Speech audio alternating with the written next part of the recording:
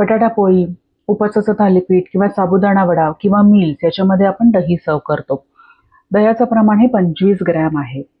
जेव्हा तुम्ही दही बाहेरून आणता तेव्हा ते अशा पद्धतीच्या जारमध्ये काढून ठेवायचं आहे आणि हा जार फ्रीजमध्ये ठेवायचा आहे.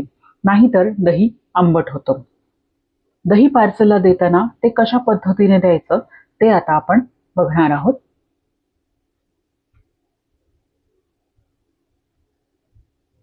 दही जेव्हा पार्सल द्यायचं असतं तेव्हा तुम्ही या डीप कंटेनरमध्ये ते पार्सल द्यायचं आहे.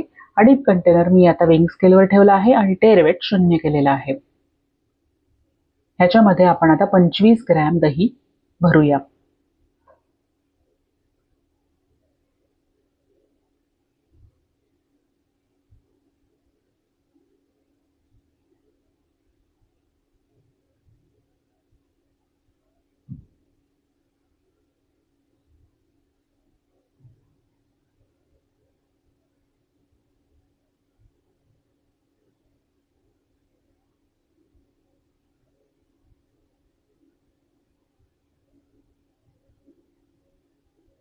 साधारण पाऊण डीप कंटेनर दही भरतं.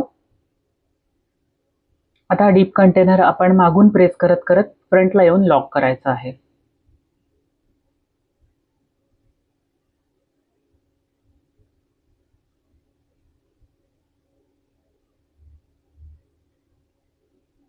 दही पार्सलला रेडी आहे.